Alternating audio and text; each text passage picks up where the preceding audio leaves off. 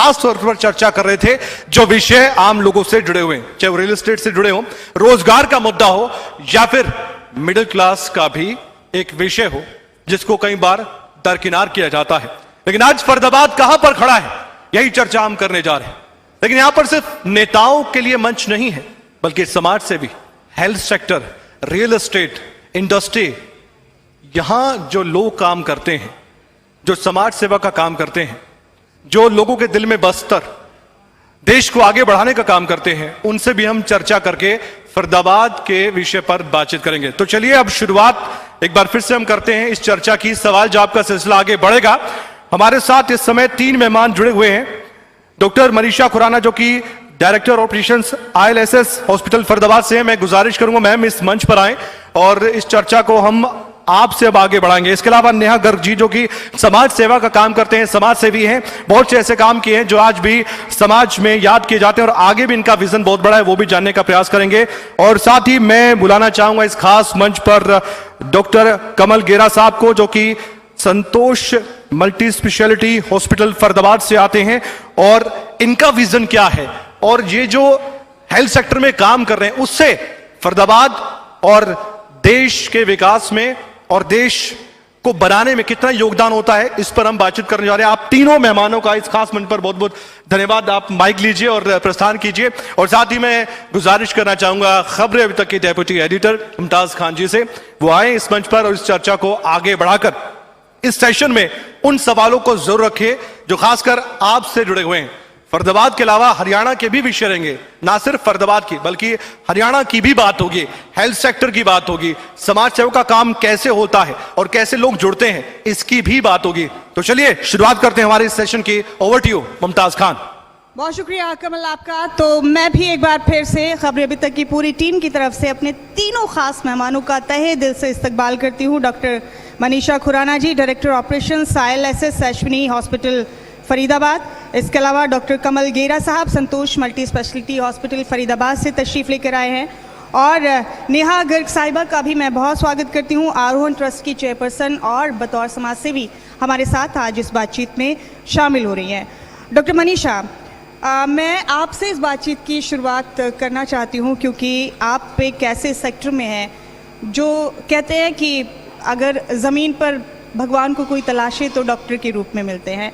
आप लोगों का जो काम है, जो पेशा है, उसका पहला तकाजा इंसानियत है और ख़बरें भी तक के पहले अव्वल उसूलों में से एक उसूल ये भी है कि हम इंसानियत का फ़र्ज़ साथ साथ अदा करते हैं।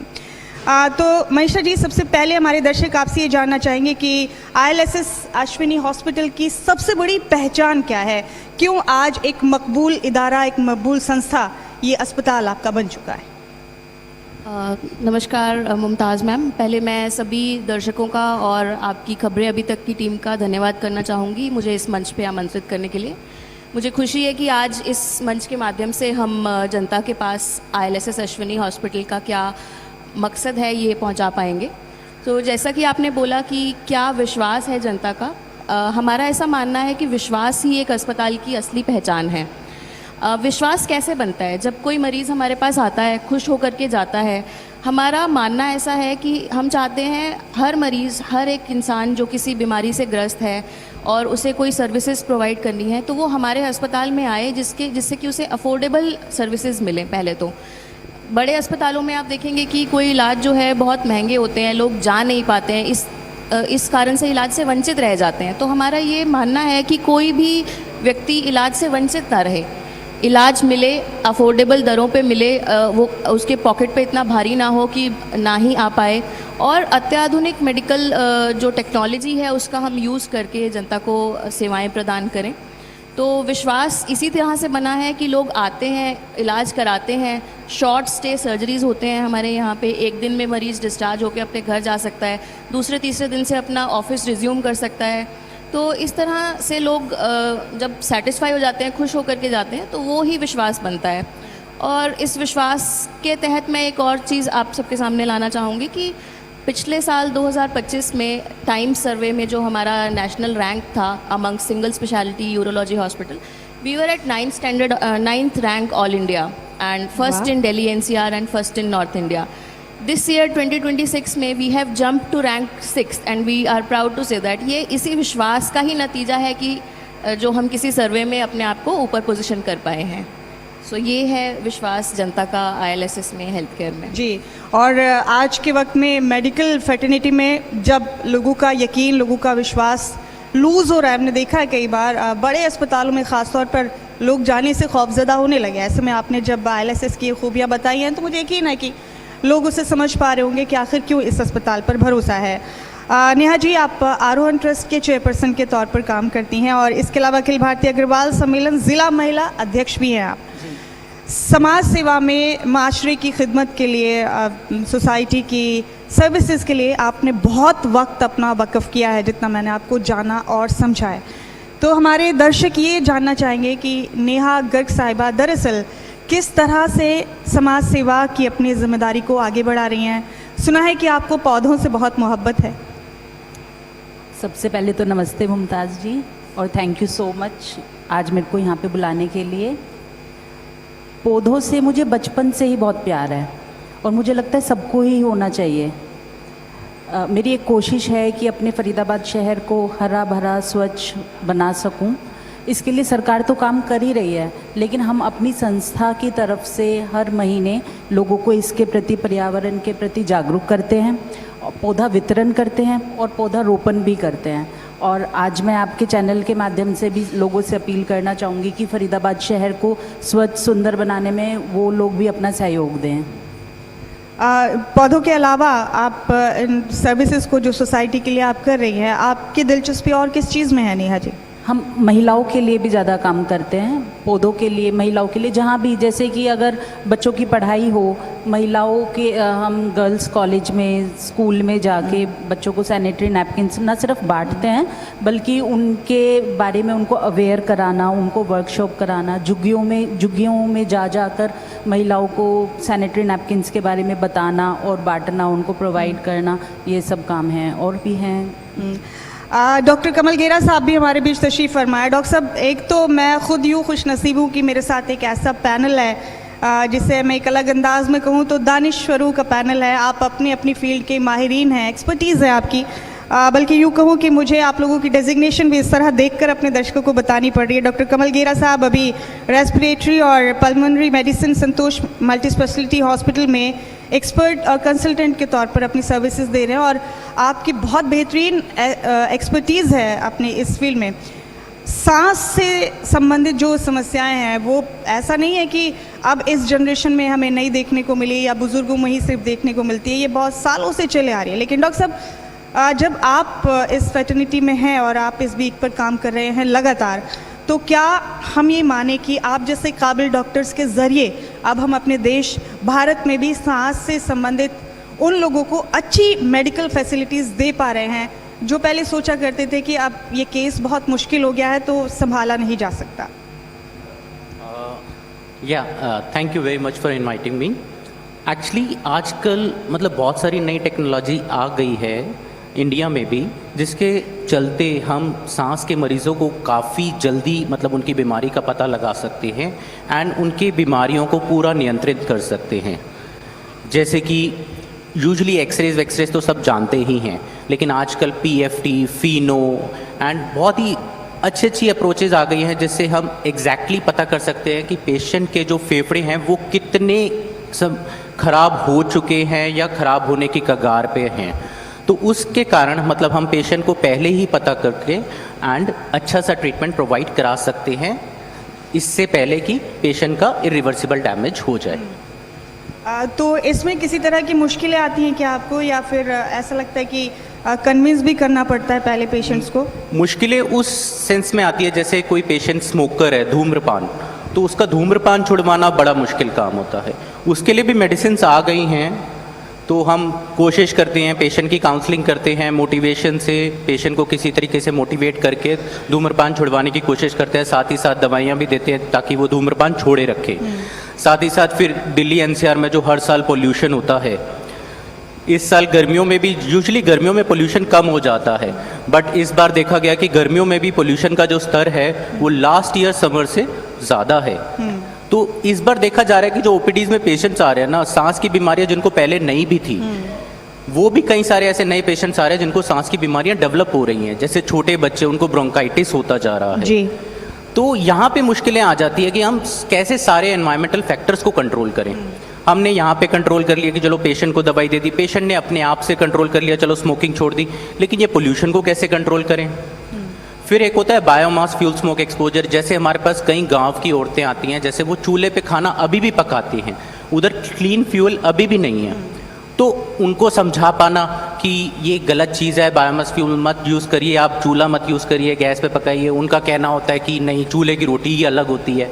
तो वो वहाँ पे परेशानियाँ आती है कि यहाँ पे एजुकेशन नहीं है, तो हम लोगों को वहाँ पे पेशेंट को समझा पाना बड़ा मुश्किल हो जाता है कि एक तरफ तो हम रिस्क फैक्टर्स कम करने की कोशिश कर रहे हैं और ऊपर से पेशेंट नहीं मान पाता। ठीक है, आपने वही मैं पूछ रही थी कि कन्विंस करना भी एक चैलेंज होता है आप लोगों के लिए। डॉक्टर मनीषा, अस्पतालों में जब बड़े अस्पतालों में लोग रुक करते हैं तो ज़्यादातर वही लोग झेल पाते हैं इन बड़े अस्पतालों को, या तो जिनके मेडिक्लेम्स होते हैं या फिर कोई और सुविधा अवेल कर रहे होते हैं। अपनी जेब से पैसा देना बहुत बहुत मुश्किल होता है। लेकिन ILSS इस अंदाज में किस तरह लोगों तक अपनी महंगी सर्विसेज पहुंचाता है कि उनके लिए अफोर्डेबल हो।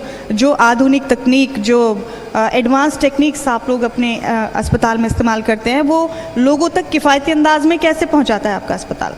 जी बिल्कुल, जैसा आपने बोला अत्याधुनिक टेक्नोलॉजी, तो उस पर मैं बताना चाहूँगी कि हमारा अस्पताल जो है ILSS अश्विनी, हमारे पास उत्तर भारत की 150 वॉट की पहली हॉल्मियम लेज़र है, जिससे कि हम बड़े प्रोस्टेट सर्जरीज़ और कॉम्प्लेक्स सर्जरीज़ जो हैं बहुत इजीली कर पाते हैं और इसीलिए किफ़ायती दरों में कर पाते हैं। आप देखेंगे बड़े अस्पताल में जब कोई पेशेंट एक पित्त की पथरी का ऑपरेशन करवाने जाता है, तो वो आपको देखेंगे कि 1 से 1.5 लाख रुपए के बीच में उसका कॉस्ट आता है, पर यही हम ILSS अश्विनी में 40 से 45 हज़ार रुपये में कर पाते हैं। और जिस तरह से आप प्रोस्टेट की सर्जरी देखेंगे, लेज़र से जो प्रोस्टेट की सर्जरी होती है, होलैप बोलते हैं उसको, आप बाहर देखेंगे मैम वो 2-2.5 लाख रुपए से कम की सर्जरी नहीं है बड़े अस्पतालों में। ILSS वही सर्जरीज़ आपको 75,000 से 1 लाख रुपए तक के बीच में वो कर सकते हैं हम। किडनी स्टोन है, किडनी स्टोन की समस्या इतनी ज़्यादा है फरीदाबाद में, गर्मी इतनी पड़ती है, अब गर्मी में लोग पानी कम पीते हैं, तो किडनी स्टोन्स डेवलप होते हैं, रेकरेंट होते हैं। तो किडनी स्टोन की सर्जरीज़ जो URS हम करते हैं, वो हम 40 से 45 हज़ार रुपये में कर देते हैं, जो कि बाहर बड़े अस्पतालों में, मेदांता, मैक्स में अगर आप जाएंगे तो वही सर्जरीज़ आपको 1.5 लाख रुपए से ज़्यादा में मिलेंगी।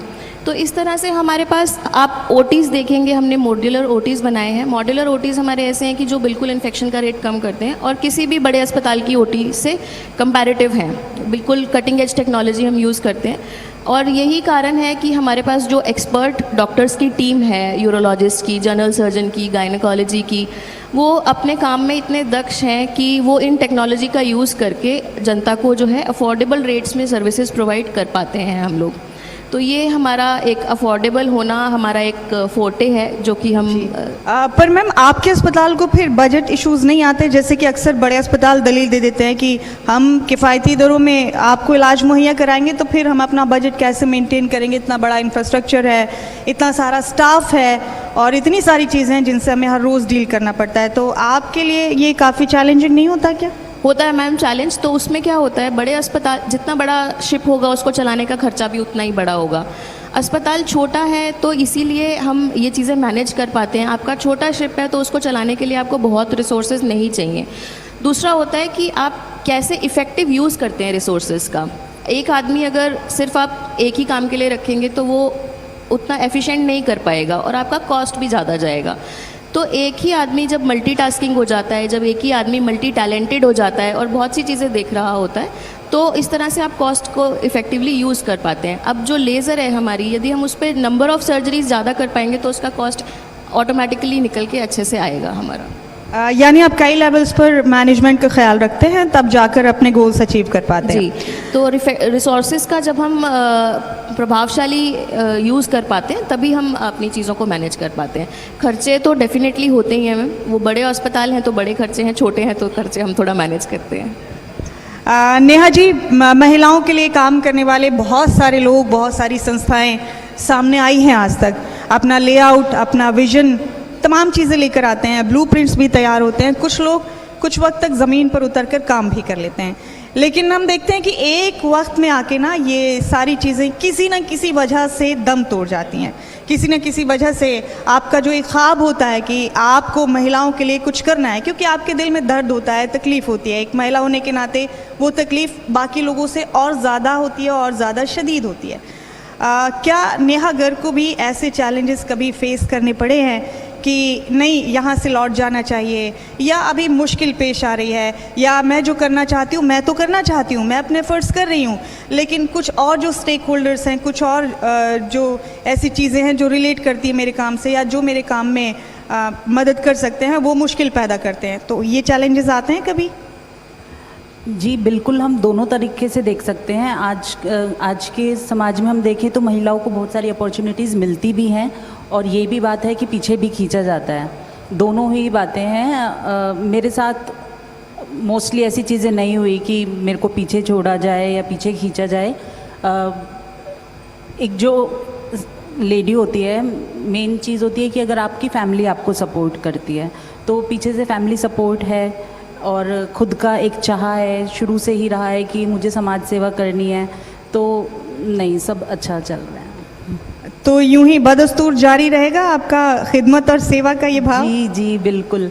मेरी एक संकल्प लिया है कि जो मेरी संस्था है उससे मैं ज़्यादा से ज़्यादा महिलाओं को जोड़ सकूं और उनको सक्षम बना सकूं।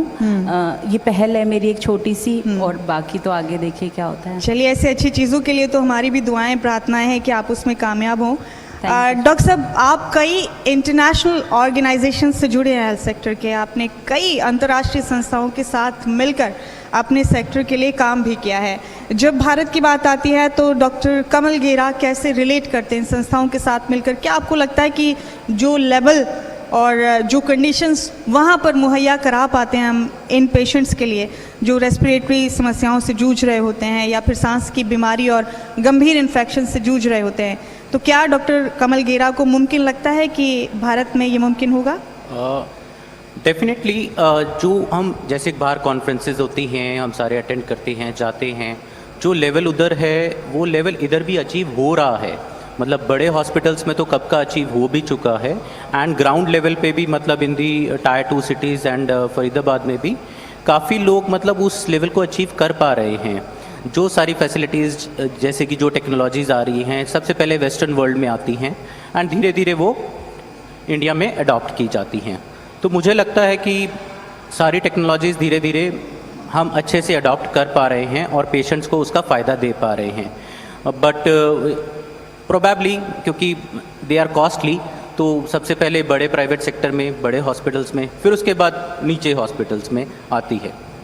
जाहिर है उसके लिए कई तरह की हेल्प्स आपको चाहिए होती होंगी, उसमें आपको सरकार की भी और बाकी ऐसे तमाम स्टेक होल्डर्स की भी ज़रूरत होती है जो इतनी महंगी सर्विसेज को भारत में अफोर्ड करवाने में आपकी मदद कर सकें। तो क्या वाकई आपको मदद मिलती है? आपको उम्मीदें तभी इतनी होंगी कि हम धीरे धीरे ला रहे हैं इन सुविधाओं को इतना यहाँ पर? प्राइवेट सेक्टर में तो आई डोंट थिंक सो कि मतलब मदद मिलती है सरकार से, मतलब किसी मशीन या किसी टेक्नोलॉजी के लिए अलग से वो खुद करना पड़ता है। हाँ, प्राइवेट अच्छा। सेक्टर में खुद करना पड़ता है। बट लेकिन जैसे इधर जो गवर्नमेंट सेक्टर्स है वहाँ पे भी वो भी compete कर सकते हैं बड़े मैक्स मेदांता जैसे हॉस्पिटल से भी, सेक्टर से, इन टेक्नोलॉजीज़ के बेसिस पे। जैसे मैंने देखा है कि उधर काफ़ी ज़्यादा लिबरल हो गए हैं लोग ज़्यादा अडॉप्ट करने के लिए, and they don't mind spending lakhs of rupees और crores of rupees on the instruments. तो मुझे लगता है कि प्राइवेट सेक्टर में जो हॉस्पिटल्स है वो तो अपने भरोसे ही हैं इन मशीन्स और इन टेक्नोलॉजीज़ के। तो क्या आपको भी बड़े और प्राइवेट हॉस्पिटल्स को इसके लिए कन्विंस करना पड़ता है क्या इसके लिए भी, या लोगों को मालूम है, समझ है कि जिन संस्थाओं से आप जुड़े हैं वहाँ पर वो किस तरह से इन सर्विसेज से जुड़ी हुई हैं? आसान है या मुश्किल है, मतलब भारत में कोई चीज़ इंट्रोड्यूस करना?